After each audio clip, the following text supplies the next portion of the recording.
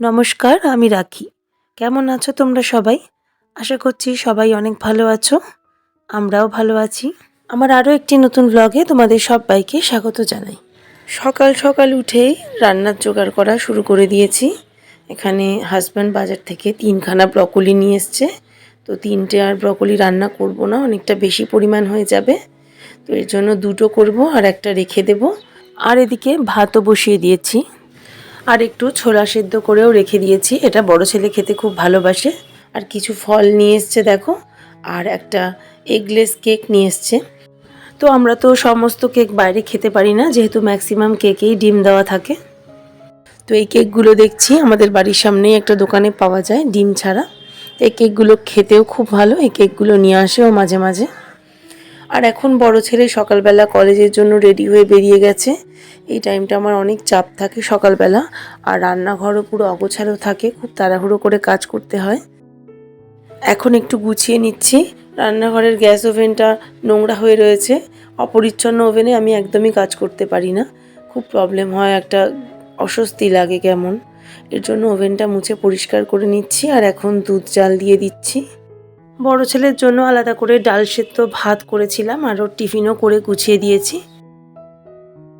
সকালটা তাড়াহুড়ো থাকে বলে বেশি কিছু করে দিতে পারি না ওকে। এরপরে বেলার দিকে আমি এক পদ দুপদ রান্না করি, ও সেইগুলো এসে খায় বিকেলবেলা, অথবা রাতে ডিনারের সময় দিয়ে দিই। তো দেখো, এখন আমি রান্নাঘরটা একটু গুছিয়ে নিয়ে চলে এসেছি ঠাকুরের ভোগ দিতে। ঠাকুরের তাকটাও একটু মুছে পরিষ্কার করে নিচ্ছি। এইটুকুনি জায়গার মধ্যে একটা ঠাকুর ঘর আর আলাদা করে হয়ে ওঠেনি।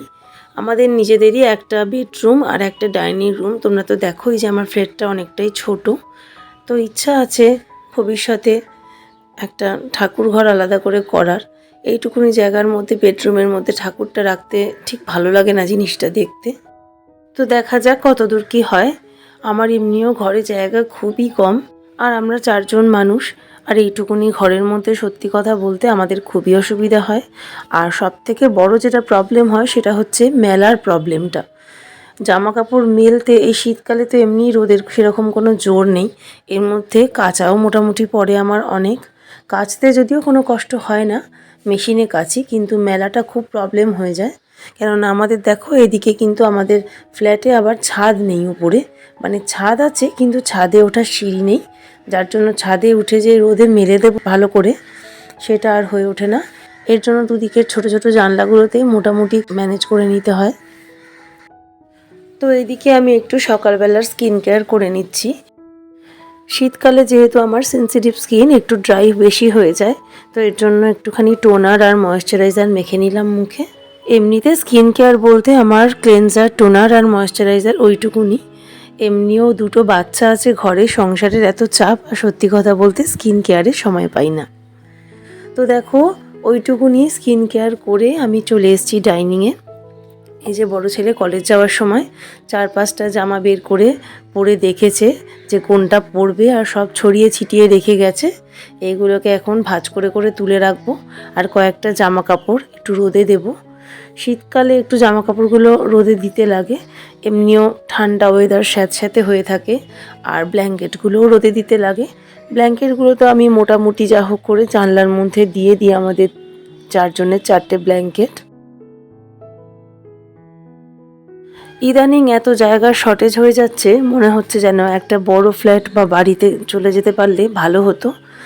এই ব্যাপারে তোমাদেরকে বলে রাখি যে আমার কিন্তু একটা বাড়ি কেনা আছে, মানে আমার বাবা আমার বিয়েতে গিফট করেছিলেন বাড়িটা। তো ওই বাড়িটার কাজ মোটামুটি চলছে। তো আমাদের ইচ্ছা আছে যে ওখানে চলে যাওয়ার, শিফট করে যাওয়ার। দোতলা বাড়ি, ওটাকে আবার 3তলা করা হচ্ছে। একতলাটায় ভাড়া থাকে যেহেতু, আর দোতলা 3তলা মিলিয়ে আমরা থাকবো, সেরকমই প্ল্যান আছে। তো দেখা যাক, এখন কাজকর্ম চলছে ওখানে মোটামুটি। এখন কবে শিফট করতে পারি। যদিও এই আবাসনের ফ্ল্যাটটা আমার খুব পছন্দের ফ্ল্যাট, কিন্তু কিছু করার নেই, যেহেতু 2টো বাচ্চা আর ছোট ছেলেটাও বড় হচ্ছে। তো ইচ্ছা আছে যে আরেকটু স্পেস পাবো বাড়িটায় গিয়ে, আরেকটু হাত পা ছড়িয়ে বাঁচতে পারবো। তো এখন দেখা যাক যে কাজ কবে শেষ হয় আর আমরা কবে শিফট করতে পারি। তো দেখো, এখন ডাইনিংয়ের বিছনাটাও আমার গোছানো হয়ে গেছে। সকালবেলা বড় ছেলে বেরিয়ে গেছে যেহেতু এখন আর সেরকম তাড়াহুড়ো নেই রান্নার। আর আমার হাজব্যান্ডও একটু বেলা করেই অফিসে যায়, 12টার সময় ছেলের স্কুল ছুটি হলে তবে ওকে দিয়ে তবে অফিস যায়।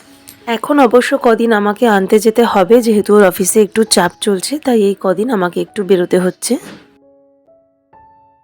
তো দেখো বন্ধুরা, আমি এখন চলে এসেছি ছেলের স্কুলে। ওর ছুটি হয়ে গেছে, ওকে নেওয়ার জন্য দাঁড়িয়ে আছি। এর মাঝখানে আমি কিন্তু রান্না কমপ্লিট করে বাড়ি থেকে স্নান করে তবেই বেরিয়েছি।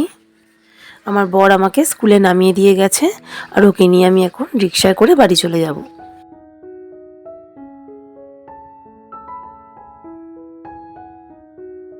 ছেলেদের স্কুল লাইফটা দেখলে নিজেদের স্কুল লাইফের কথা মনে পড়ে যায়, যে স্কুলে টিফিন টাইমে কত খেলতাম আর ছুটির সময়ও কত খেলতাম। বাবা মা নিতে যেত কিন্তু আমরা যেতে চাইতাম না।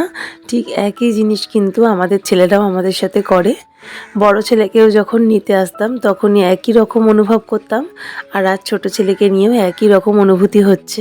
সেই দিনগুলো কিন্তু আর ফিরে পাওয়া যাবে না, তাই না? তো দেখো বন্ধুরা, এখন হচ্ছে বিকালবেলা ছোট ছেলেকে একটু রোজই এখন নিচে নামাচ্ছি, যেহেতু ওর চেহারাটা একটু ভারী হয়ে যাচ্ছে। আর একা একা বাচ্চা মানুষ বাড়িতে বসে কি বা করবে, খুব দুষ্টুমি করে, খেলার সঙ্গী পায় না কাউকে। তাই আমি ভাবলাম যে চলো তাহলে আমি একটু ওকে নিয়ে নিচে নামি। তো এর জন্য আমাদের নিচটায় ঠাকুর মণ্ডপের সামনেটায় নেমে এসেছি ওকে নিয়ে। ও একটু ফুটবল খেলছে আর আমি এই পাশে বসে ভিডিও করছি। তো চলো আজকের ভিডিওটা এখানেই শেষ করে দিচ্ছি। আমার ব্লগগুলো যদি তোমাদের ভালো লাগে অবশ্যই লাইক, শেয়ার এবং চ্যানেলটাকে সাবস্ক্রাইব করে পাশে থেকো। সবাই খুব ভালো থেকো, আবারও দেখা হবে।